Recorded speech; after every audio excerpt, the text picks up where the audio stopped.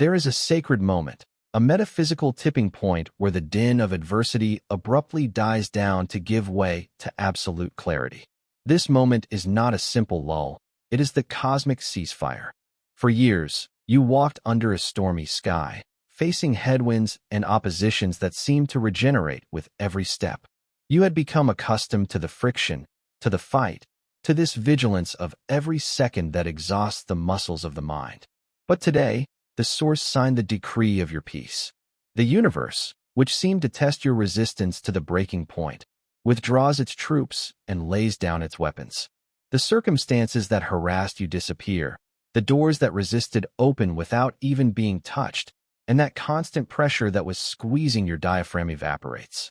The sky of your destiny has cleared because you have crossed the finish line of the qualification tests. The war is officially over. This ceasefire is a recognition of your victory. The source has judged that your character has been sufficiently refined and that your authority is now indisputable. The invisible world has been ordered not to block your way anymore, but to facilitate your rest. You feel this change in frequency in the details of your daily life. Sterile conflicts dissolve by themselves, provocations creep up on you without reaching you, and a strange, almost unreal calm settles in your environment. It is not the calm before the storm, it is the calm after the conquest. You have entered a diplomatic protection zone where the opposition no longer has jurisdiction over you. God has delimited a perimeter of tranquility around his chosen one, signifying to the shadow that his playing time is over.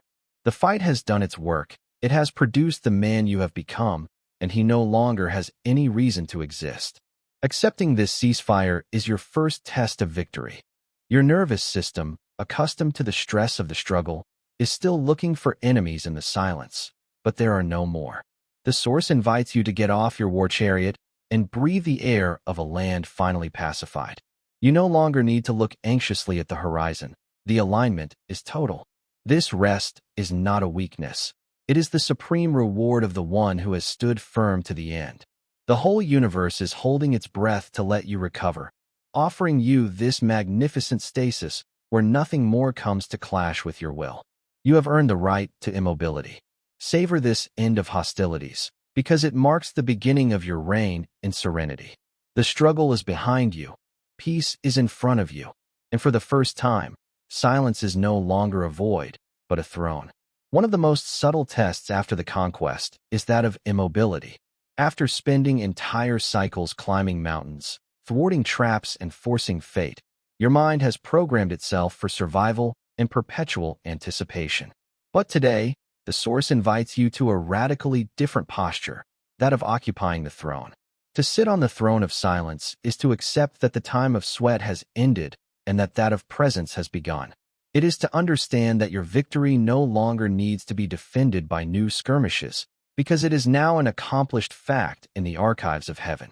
You must learn not to jump at the slightest whisper of the wind and not to look, out of habit, for a new opponent to defeat. The silence that surrounds you is not a lack of activity. It is the aura of your authority that has finally stabilized your environment.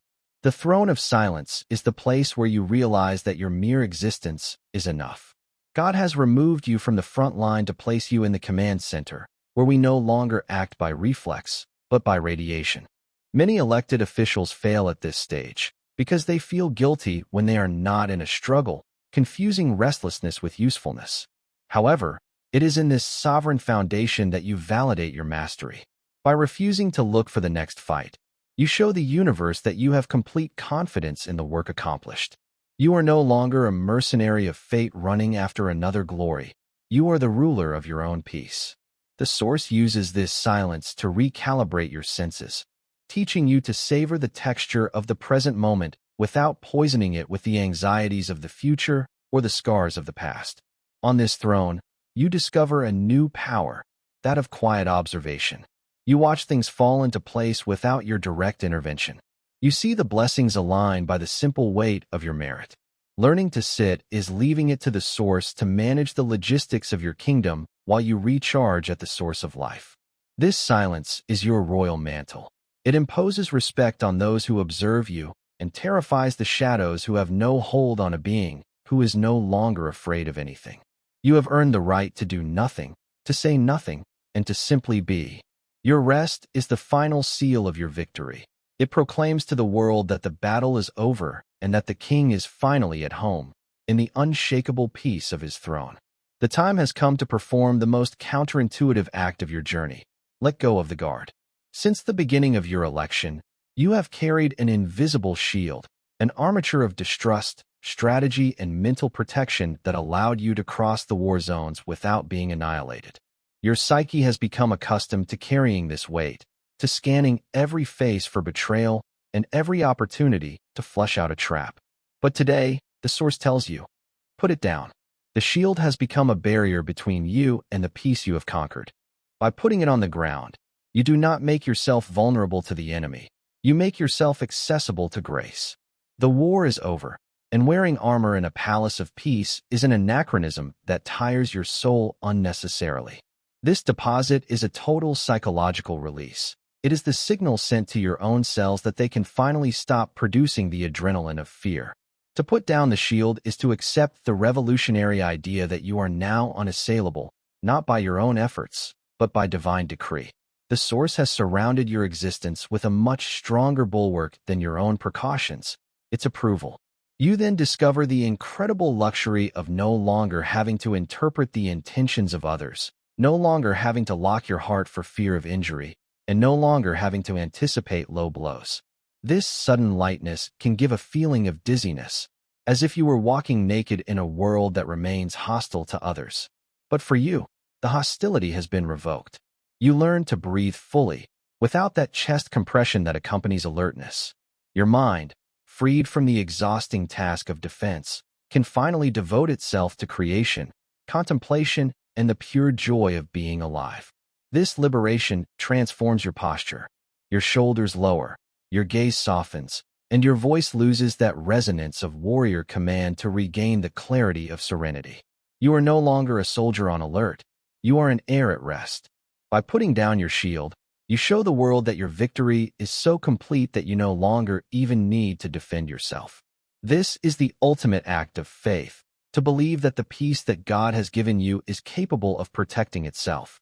You then discover that your defenselessness is, in reality, your most sophisticated protection, because it makes you invisible to the radars of the conflict. You are entering a state of grace where nothing can reach you, simply because there is nothing more in you that resonates with the war. The shield is down, and for the first time, your heart is beating to the rhythm of freedom. There is a silent and almost melancholy satisfaction in realizing that the giants who obstructed your passage were, in the end, only projections of fear and resistance. While you were struggling, these shadows seemed solid, indestructible, endowed with an immense power capable of breaking your destiny. But now that the victory is sealed by the source, you are witnessing their systematic fainting. It's not that you put them all down by brute force. It is that by increasing in frequency, you have entered a dimension where their very existence has become impossible.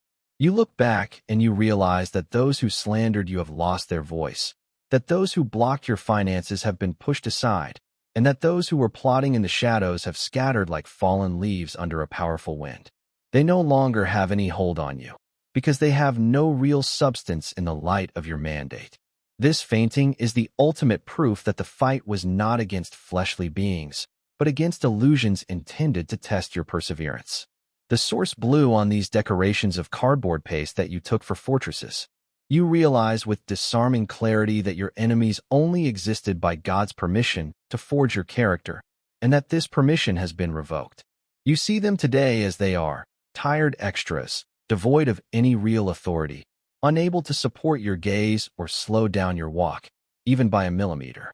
The hatred they carried turned into a sterile indifference, and their plots collapsed under the weight of their own emptiness. You have passed to the other side of the mirror, where the shadow can no longer simulate solidity. Savor this observation without bitterness, but with the dignity of a conqueror. You no longer need to check if someone is following you or if a trap is waiting for you at the turn. The field is cleared. God has made a void around you so that your rest may be uninterrupted. The voices that screamed are no more than distant echoes, inaudible in the palace of your peace. This absence of resistance is not a precarious calm. It is the natural order of things that is regaining its rights. The shadows have withdrawn because the light that you have become no longer leaves them space to project themselves. Now you can walk with your eyes closed in what was once a minefield, because the source has disabled everything that could harm his chosen one. The way is clear, the enemies are specters, and your victory is total. After years of siege, peace is not installed as a simple switch that we flip. It requires a real re-education. Your nervous system has become a veteran, an elite soldier whose reflexes are still wired for the detection of imminent danger. Even in the silence of your victory, your mind continues to scan the horizon, unconsciously looking for the next flaw or the next attack. The source invites you today to a deep decompression. It is a question of unlearning the permanent state of alert, which has been your psychological armor for so many years.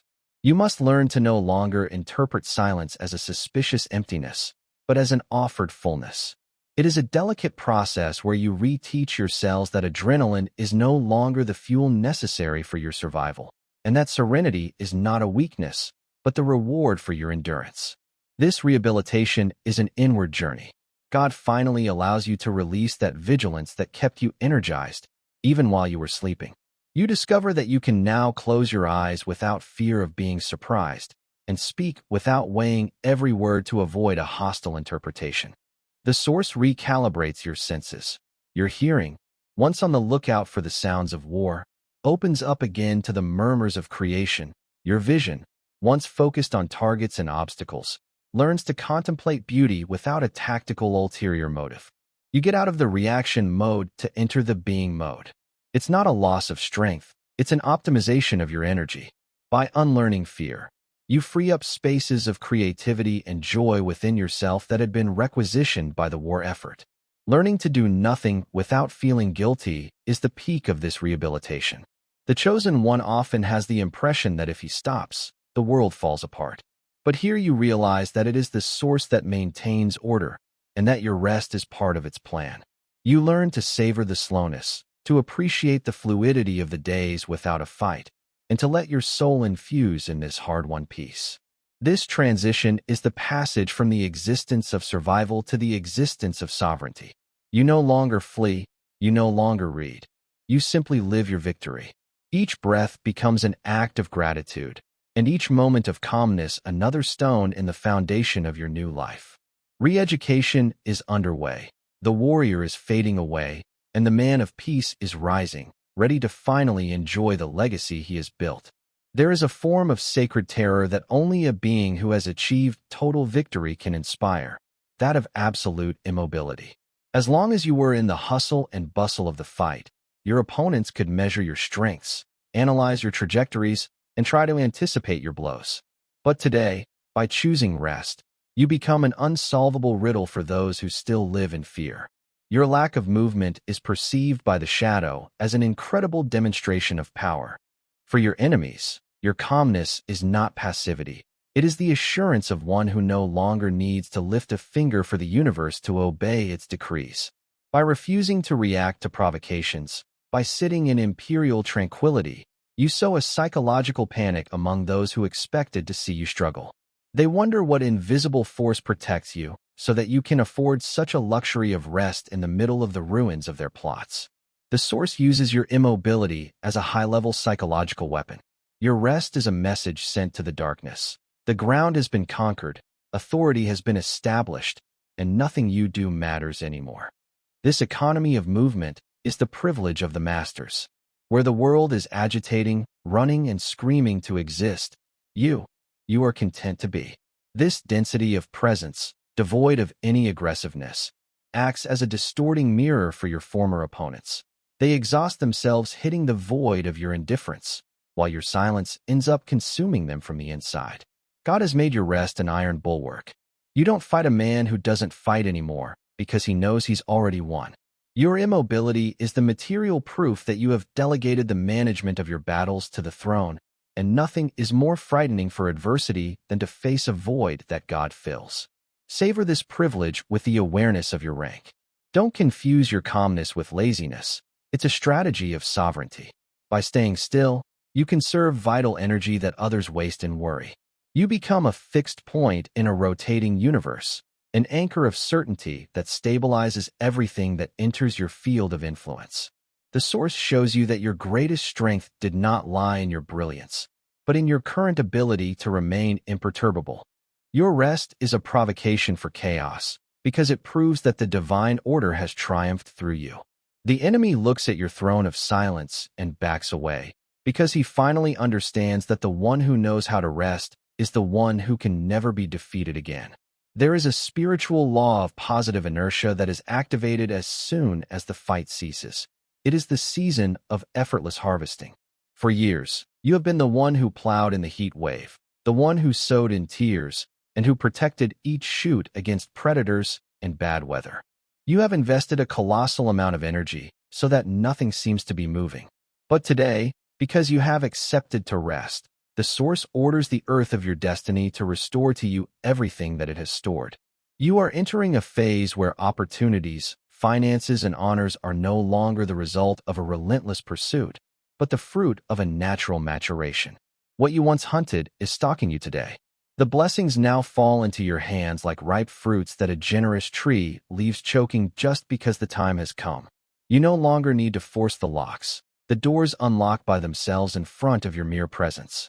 This automatic harvest is proof that you have reached a higher level of alignment with the source.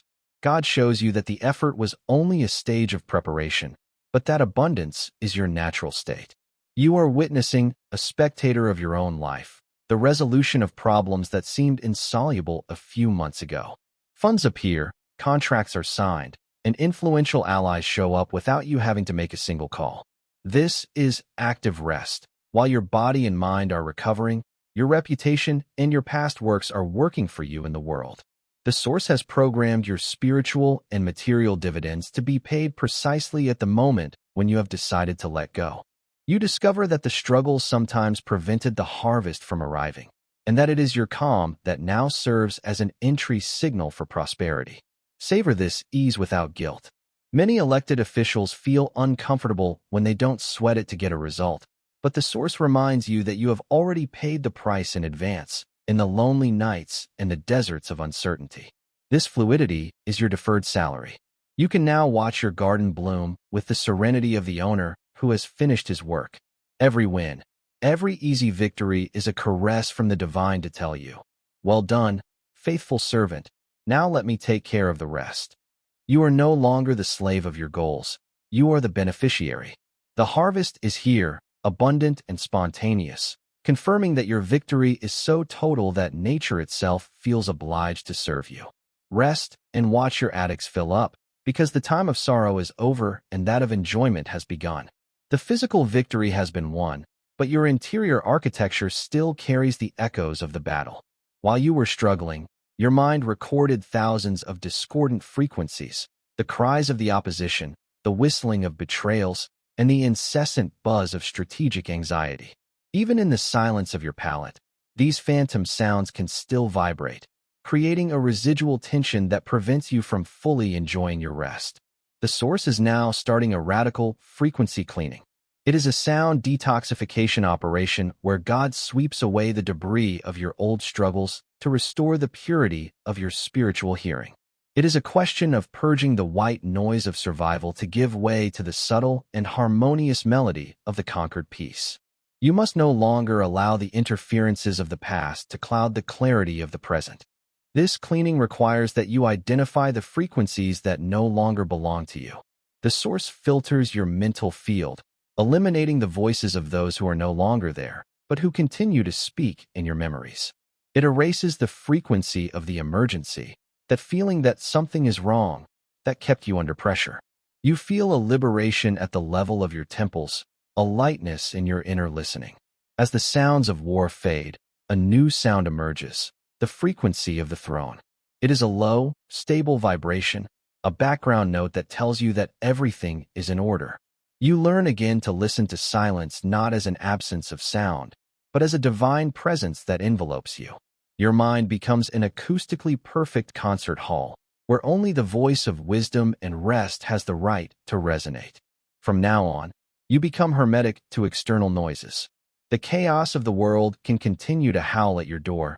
You no longer perceive it as a distant and harmless whisper. Your internal system has been recalibrated on the frequency of the victory accomplished. The source has sealed your ears to the rumors of fear and the echoes of resentment. You are now walking in a bubble of sonic clarity where every thought is crystal clear and every intuition is sharp. This cleansing is the prelude to a deeper communication with the invisible. By clearing your mind of the sounds of war, you become able to hear the gentle instructions for your new life. Savor this acoustic transparency. You are no longer a soldier deafened by the cannons, but a sovereign who listens, in absolute calm, to the song of his own kingdom and peace. The final mark of your victory is not the destruction of your enemies, but their complete insignificance in your eyes. You have acceded to the luxury of indifference. In the previous stages of your election, each attack required a response, each slander required correction, and each provocation was a flame that you had to extinguish. But today, the spring has raised your throne to such an altitude that the cries of the valley no longer reach your ears. Indifference is not coldness. It is the sovereign management of your vital energy. You have understood that your anger is a precious resource and that your opponents are no longer rich enough to afford the luxury of your attention.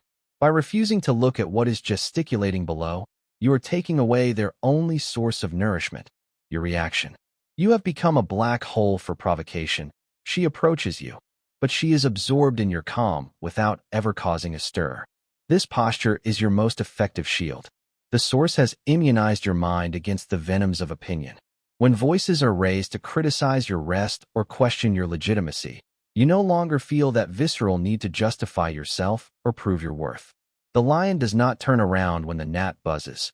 He continues to contemplate the horizon. God has sealed in you a certainty so deep that external noises no longer have any real consistency. Your indifference is a declaration of war against chaos. It proclaims that you are now above the fray, in an area where only the voice of the source has the right of city. This royal detachment exhausts your last detractors, because nothing is more humiliating for the shadow than to find that it no longer even exists in the visual field of its target. Enjoy this new freedom. Your time and attention are now devoted exclusively to what nourishes your soul and your legacy. You no longer waste a second analyzing the motives of the mediocre or anticipating the low blows of the envious. They are part of a world that you have already left. The source gives you the right to look elsewhere, to ignore the invitations to conflict, and to remain focused on the beauty of your own peace. This indifference is the supreme form of rest, the rest of the mind that no longer lets itself be distracted by what is small. You walk with the assurance of one whose fate is sealed, leaving behind you the sterile polemics as one lets the dust fly away behind a moving tank. Your silence is your verdict, and your indifference is your triumph. Your body and your soul are not inexhaustible machines, but temples that have been besieged and solicited to their last limits. While you were fighting for your mandate, your system worked in emergency mode, sometimes sacrificing your deep vitality to ensure your immediate survival. Today, the source triggers a full restoration protocol. It is not a simple relaxation. It is a cellular and spiritual reconstruction. God sends his healing energies into the cracks of your being to close the gaps left by stress, chronic fatigue, and emotional shocks. You feel this process as a diffuse heat, a slow sedimentation of new strength that replaces the nervous fragility of yesteryear. Your temple is being purified of the toxins of war, and every fiber of your muscle, every synapse of your brain, is ordered to rebuild on a plan of peace and no longer resistance. This restoration is an act of love from the source towards his servant. She knows that to reign over your victory, you must own a physical vehicle that lives up to your authority. You will notice that your sleep changes, becoming a restorative dive into deep waters where your unconscious is cleansed of its traumatic residues. Your senses awaken with a new acuity. Your body no longer feels like a prison of pain or tension, but like an instrument of pleasure and power. God restores your spiritual youth, erasing the wrinkles that worry had engraved on your soul. You recover a vitality that no longer comes from adrenaline, but from a direct connection to the sap of life. It is a discrete but total rebirth. The chosen one who comes out of rest is biologically and spiritually different from the one who entered it. Accept this period of sacred convalescence without impatience. Let the architect take care of the finishes of your temple. You don't have to do anything to heal. You just have to let it go. This restoration is the necessary prerequisite for your new mission of sovereignty. An exhausted king cannot carry the weight of a pacified kingdom. By letting the source rebuild you, you honor the price of your victory. Your body becomes a flourishing garden again, your mind a limpid source, and your energy a quiet and inexhaustible force. You come out of the forge no longer like a metal reddened by fire, but like a cold steel blade, polished, perfect, and ready to shine in the endless light of your triumph. One of the greatest victories of rest is the abolition of the emergency. During your ascension, time was a predator. Every minute was a resource to be optimized, every delay a threat, and every deadline a cleaver. You lived in the dictatorship of too late or not fast enough. But today, the source grants you the privilege of suspended time. By entering into your rest, you come out of the frantic race against time to integrate the rhythm of eternity. For the chosen one who has won, time is no longer a tyrannical master, but a docile servant. You discover that you no longer need to run to catch up with your destiny, because your destiny is now sitting by your side. The watch stops dictating your value, and you discover the incredible freedom to live an hour, a day, or a season without the weight of forced productivity. This change of temporality is a metaphysical liberation. The source expands your moments so that you can savor the depth of each experience. Where the world is running out of steam in a sterile agitation, you inhabit the present with a density that immobilizes chaos. You realize that the most important things are not done in haste, but in silent maturation. God has removed the feeling of lack. You have all the necessary time to heal, to contemplate, and to be. This suspension of time allows you to see details of life that were invisible to you when you were in combat mode. You are no longer behind in your life, because you have become the center of your own time. The world clock can continue to race. Your internal watch is now set to the frequency of the throne, where a day is like 1,000 years. To inhabit suspended time is also to accept that your rest is not a waste of ground. The source assures you that while you are stopping, nothing that belongs to you escapes. On the contrary, it is in this sacred pause that the pieces of the puzzle finish assembling. You learn the luxury of majestic slowness, that of powerful rivers that do not seem to move, but that carry mountains. You no longer live for the next stage. You live for the fullness of the current stage. This exit from the race against time is a sign that you have left the domain of slaves for that of masters. Time no longer devours you, it feeds you. Rest in this newfound eternity, for he who owns his time owns his life, and he who no longer runs is the one who has already arrived. The rest of the chosen one is not a fall into unconsciousness. It is an ascent to clarity. After spending so much time in the mud of the trenches and the darkness of the valleys, the source settles you on the top of your own mountain. From up there, the air is pure and the view is endless. You reach the panoramic vision, that moment when you finally contemplate the extent of what you have conquered, no longer in small fragments, but in its architectural totality. You see the roads that you have marked out, the fortresses that you have destroyed, and the territories of peace that you have established. What seemed to you to be an incomprehensible chaos when you were at the heart of the action turns out to be a masterful strategy drawn by the hand of God. The clarity of the summit allows you to understand the usefulness of each detour, each apparent failure, and each prolonged wait. Everything finally makes sense. This global vision changes your relationship with your own kingdom. The source grants you the eye of the master. You no longer need to be everywhere at once to know that everything is in its place. From the top of your rest, you observe the fluid mechanics of your new life. You see the opportunities lining up like constellations and your yesterday's enemies appearing only as insignificant points in the distance. This height gives you a natural authority that no longer requires shouting or demonstrations of strength. The top is the place where the confusion dies. God purifies your gaze so that you no longer see the problems, but the solutions already manifested. You realize that the field you are leading today is much larger than you dared to imagine in your boldest prayers. To inhabit this clarity is also to become aware of your new responsibility, that of the lookout. Even at rest, your gaze scans the horizon to maintain the order you have established. But it is no longer a look of anxiety. It is a look of satisfaction. The source shows you that your victory is not an accident, but a solid construction that can bear the weight of your future. You breathe the oxygen of certainty, far from the pollution of doubts that stagnate below. The summit is your new natural habitat. You will never again descend into the confusion of the plains. Take advantage of this imperial vision, because seeing clearly is the highest form of power. You are the privileged spectator of your triumph, and what you see today is proof that you have been the good worker of an eternal work. The ultimate test of a chosen one's success is not what he achieves by his strength, but what continues to prosper when he stops. By agreeing to rest, you activate a higher dimension of your mandate, the autonomy of your inheritance. The source has breathed its own life into the structures, ideas, and seeds that you have deposited during your years of struggle. Today, you are witnessing this prodigy. Your work breathes.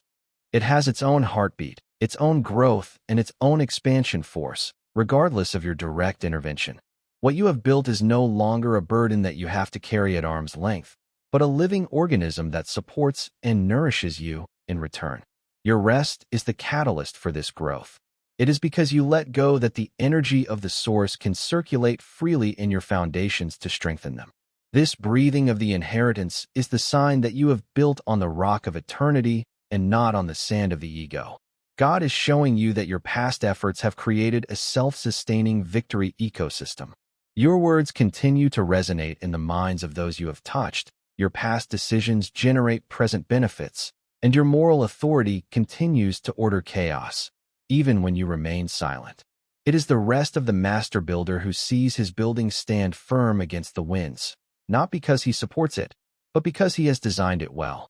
The source makes your spiritual and material investments fruitful while you recover your strength. You discover that the real influence does not depend on agitation, but on the solidity of what you leave behind. Watching his legacy breathe is the chosen one's deepest reward. You are no longer the slave of your work, you are its patriarch.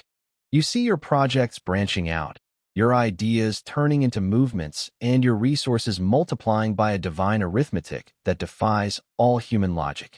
This rest is not a disengagement.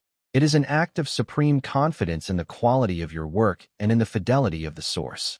You can close your eyes, step away from the construction site, and let life do its work.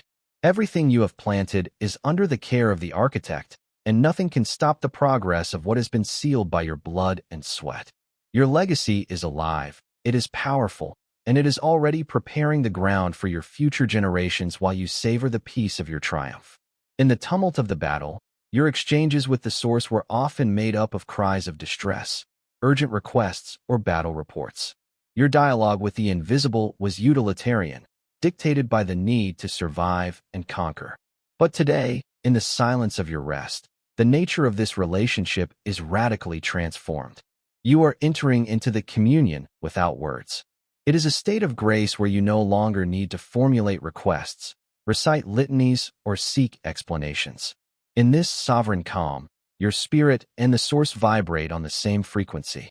You no longer listen to God with your ears, you feel him in the very texture of your silence. It is the dialogue of looks between a creator and his finished masterpiece. Everything is said in the absence of words, recognition, mutual pride, and that peace that surpasses all intelligence. This communion is the ultimate luxury of the winner. The source no longer asks you to prove your faithfulness by deeds. It simply invites you to remain in his presence. You realize that the purpose of all your trials was not only to acquire territories, but to bring you to that point of fusion where the separation between your will and the divine will is erased. In this stasis, the information reaches you by osmosis. You receive revelations about the mysteries of life, no longer through study, but through a direct infusion of light into your soul. This shared silence is much more powerful food than any prophetic word. You sit in the council of the invisible, where the noise of the world cannot penetrate, and you drink from the source of pure knowledge. It is here that your authority is recharged, in the naked intimacy with the Absolute. Dialogue without words frees you from the obligation to intellectually understand your future. You know, quite simply, you know that you are loved, you know that you are safe, and you know that your rest is sacred. This uninterrupted connection becomes the foundation of your new identity. You are no longer the chosen one who seeks God. You are the chosen one in whom God rests. Every breath becomes a silent prayer, every heartbeat an affirmation of your covenant. This calm is not a solitude. It is a fullness inhabited by the infinite. You come out of this communion with a gaze that pierces appearances, because you have seen reality without the filter of words. The Source spoke to you in silence, and what she said to you is now engraved in the eternity of your being. The rest is total because the dialogue is perfect. Here we are at the end of the transition. Rest is no longer an event. It has become your identity. The seal of eternal rest is not an end, but the crystallization of your victory in a form that can no longer be altered by the cycles of time or the whims of fate. You have understood that rest is not the absence of activity, but the absence of tension. The Source today puts its royal stamp on your soul, transforming the warrior you were into a quiet force, a pillar of existence that radiates effortlessly. This victory is now engraved in your spiritual genetic code. It will never die out, because it no longer depends on your daily performance, but on the position you occupy in the universal order. You have entered the Sabbath of your life, that seventh day when everything is declared very good, and when the struggle is relegated to the rank of distant memory. This seal transforms your influence into a natural phenomenon. Just as the sun does not need to struggle to illuminate or the mountain to impose respect, you no longer need to prove your power. Your mere presence is enough to stabilize the chaotic environments and to make the shadow recede. It is the quiet strength of the oceans, an unfathomable depth hidden under a calm surface. The Source has made your rest your most formidable weapon.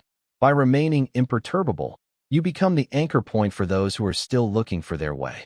Your victory has become an eternal legacy, a frequency of success that will continue to resonate long after you have stopped talking.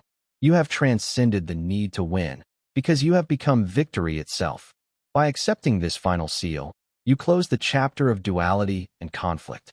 You are now walking in a dimension of wholeness where every step is a celebration and every breath is in thanksgiving. The Source looks at you with the satisfaction of the Creator who sees his chosen one fully inhabiting his glory. Rest, for all, is accomplished. Rest is your throne, your protection, and your greatest contribution to the world. You have crossed the fire to become this diamond of serenity that nothing can scratch. Your combat mission is over. Your radiation mission begins. Sleep in peace, act in calm, and reign in silence, because the chosen one that you are has finally found his home, the eternity of sovereign rest.